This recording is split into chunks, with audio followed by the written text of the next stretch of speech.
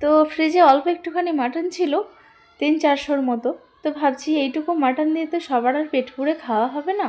তো বৃষ্টির ওয়েদার আছে, ঠান্ডা ঠান্ডা ওয়েদার, ভাবলাম একটুখানি মাটন ভুনা খিচুড়িই বানিয়ে নিই, যাতে করে সবাই 2-1 টুকরো পেয়েও যাবে আর সবাই পেট পুরে খেয়েও নেবে।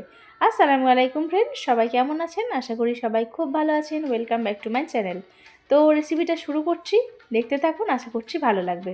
প্রথমেই একটা কড়াই বসিয়ে তার মধ্যে বেশ খানিকটা পরিমাণে সরষের তেল দিয়ে নিলাম। ফোড়নে দিয়ে দিচ্ছি শাহি জিরে, এলাচ, দারুচিনি, লবঙ্গ, শুকনো লঙ্কা আর তেজপাতা।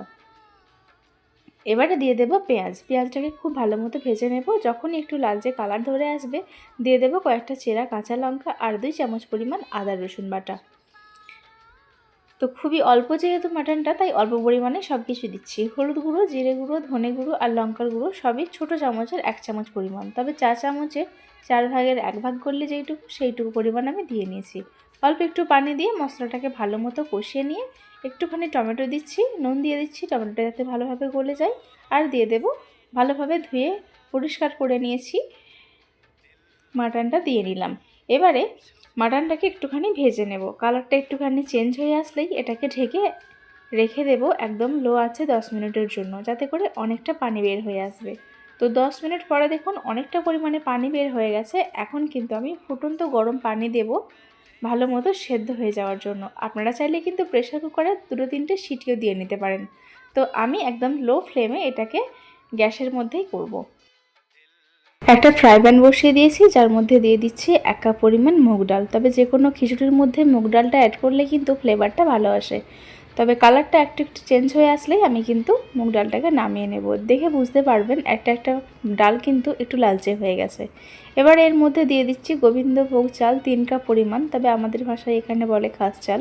1.5 কাপ দিয়ে দিচ্ছি মুসুর ডাল। এবারে এই চাল ডালটাকে ভালো মতো ধুয়ে নেব। যতক্ষণ না পর্যন্ত এর ময়লা পানিটা বের হয়ে সাদা পানি হচ্ছে ততক্ষণ অবধি এটাকে ধুয়ে নিতে হবে। তো ভালো মতো ধুয়ে নিচ্ছি। তো এই পর্যায়ে দেখুন পানিটা একটুখানি পরিষ্কার হয়ে এসেছে। আমি এটাকে ঢেলে নেব একটা পাত্রে। এখন আবারও পানি দিয়ে খুব ভালো মতো ধুয়ে নেব, যাতে করে এর মধ্যে পোকা টোকা থাকলে সেইগুলো ভেসে যায়। যেহেতু আমি একটা ছাঁকনি করে ধুয়ে নিয়েছি, পোকাগুলো তো আর গলে যাবে না, তাই জন্য এরকম একটা পাত্রে পানি দিয়ে ভালো মতো ধুয়ে নিচ্ছি। পোকা টোকা বা কোনো আবর্জনা থাকলে সেইগুলো সহজেই ভেসে ধুয়ে যাবে। তো ভালো মতো ধুয়ে নিচ্ছি, পরিষ্কার পানি এখন বের হয়ে গেছে। তো দেখুন, দেখলে বুঝতে পারবেন। এই যে, তো এটাকে একটা সাইডে রেখে দিলাম আর মাটনটা দেখে নেব সেদ্ধ হয়েছে কি না। আর পানিটাও বেশ শুকিয়ে গেছে। এই পর্যায়ে আমি ভালো মতো কষিয়ে নেব। তো মোটামুটি 5-7 মিনিট মতো ভালো মতো কষিয়ে নিতে হবে। কষানোর পরে আমি দেখে নেব যে মাটনটা ভালোভাবে সেদ্ধ হলো কি না।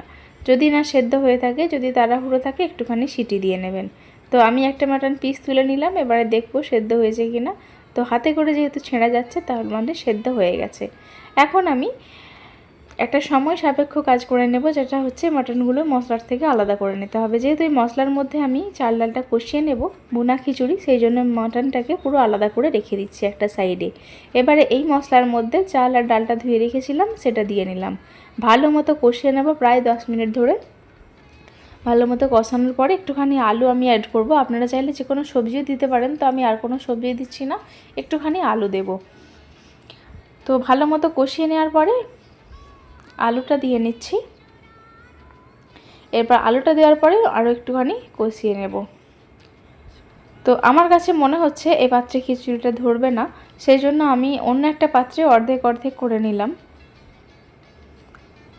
আর এই দিকে পানি ফুটছে। যেহেতু আমি খিচুড়ির পরিমাণটা দুটো পাত্রে ভাগ করে নিয়েছি অর্ধেক করে, পানিটাও অর্ধেকটা করে দিয়ে নিচ্ছি। তো এবারে আমি সেদ্ধ হতে দেব ঢেকে দিয়ে।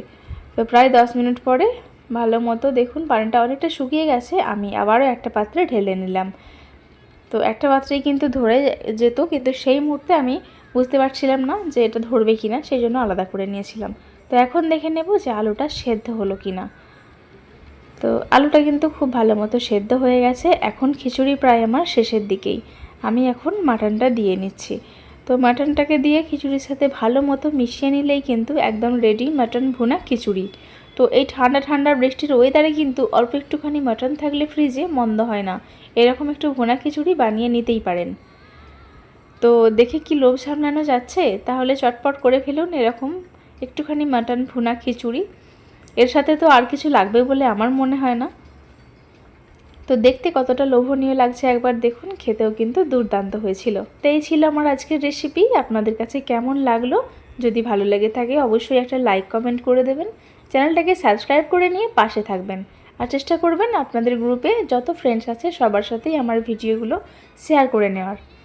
দেখা হচ্ছে পরবর্তী নতুন একটা ভিডিও নিয়ে। আপনারা কোনো যদি ভিডিও দেখতে চান, কোনো রেসিপি দেখতে চান, সেটা আমাকে কমেন্টে জানাবেন। আমি চেষ্টা করব অবশ্যই সেই রেসিপি করে দেখানোর।